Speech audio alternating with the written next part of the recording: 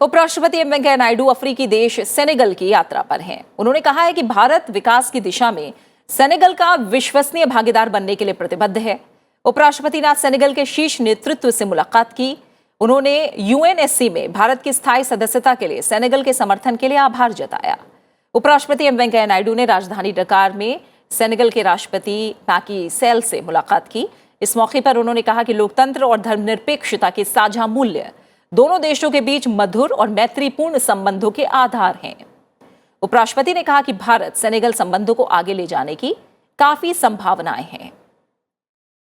इसके बाद उपराष्ट्रपति की अगुवाई में दोनों देशों के बीच प्रतिनिधिमंडल स्तर की वार्ता हुई। उपराष्ट्रपति ने द्विपक्षीय, क्षेत्रीय और अंतर्राष्ट्रीय फ्रेमवर्क के माध्यम से सेनेगल के सामाजिक आर्थिक विकास का समर्थन किया। उन्होंने विशेष रूप से कृषि, तेल और गैस, स्वास्थ्य, रेलवे, खनन, रक्षा, हरित ऊर्जा समेत विभिन्न क्षेत्रों पर ध्यान दिए जाने की जरूरत बताई।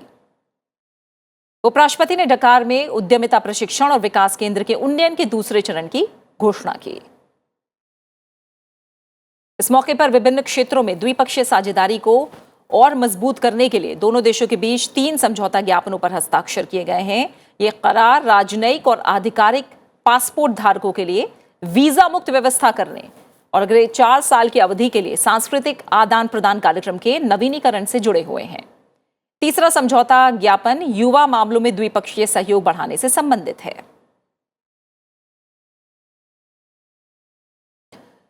उपराष्ट्रपति एम वेंकैया नायडू डकार में अफ्रीकी पुनर्जागरण स्मारक भी गए। महात्मा गांधी की प्रतिमा पर उन्होंने पुष्पांजलि अर्पित की। ये संग्रहालय अफ्रीकी कला, संस्कृति और इतिहास का भंडार है और इसका उद्देश्य दुनिया में अफ्रीका के सांस्कृतिक और वैज्ञानिक योगदान को उजागर करना है।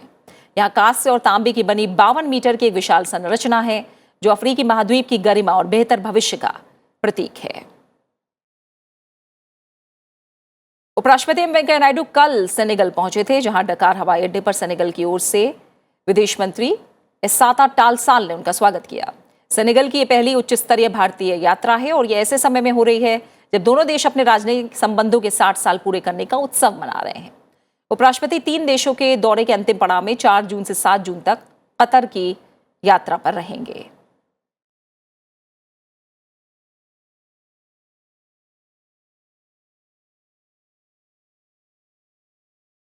और फिलहाल सेनेगल की राजधानी डकार से हमारे साथ मेरे सहयोगी, हमारे संवाददाता नवविक्रम सिंह मौजूद हैं। फिलहाल उनका हम रुख करेंगे। नवविक्रम, हम देखें तो उच्च स्तरीय भारतीय यात्रा की अगर बात करें तो एक तरह से ये पहली उच्च स्तरीय यात्रा मानी जा सकती है। उपराष्ट्रपति का सेनेगल का दौरा कितना अहम रहा है अब तक?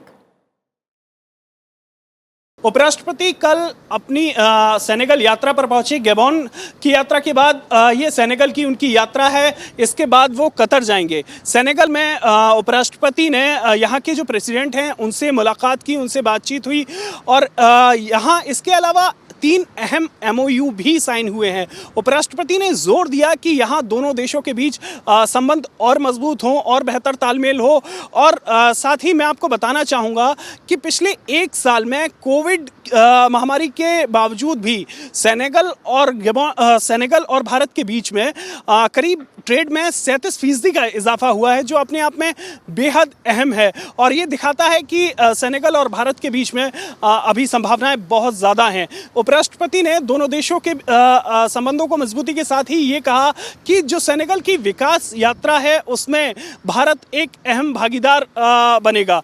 मैं आपको एक और अहम बात बताना चाहूँगा कि सेनेगल में जो रेनेसां म्यूज़ियम है वहाँ भी उपराष्ट्रपति गए थे और आसपास यहाँ जो इंडियन डायस्पोरा है उनसे तो मुलाकात करेंगे ही। जी बिल्कुल। फिलहाल नवविक्रम, बहुत बहुत शुक्रिया आपका हमारे साथ जुड़ने के लिए और इस जानकारी को हम तक पहुंचाने के लिए। तो जाहिर तौर पर भारत और सेनेगल के जो राजनयिक संबंध हैं उनके 60 साल पूरे हो रहे हैं और ऐसे मौके पर उपराष्ट्रपति का सेनेगल का दौरा कहीं ना कहीं दोनों देशों के बीच जो राजनीतिक रणनीतिक संबंध हैं उन्हें मजबूत करने की दिशा में एक अहम कदम साबित हो रहा है।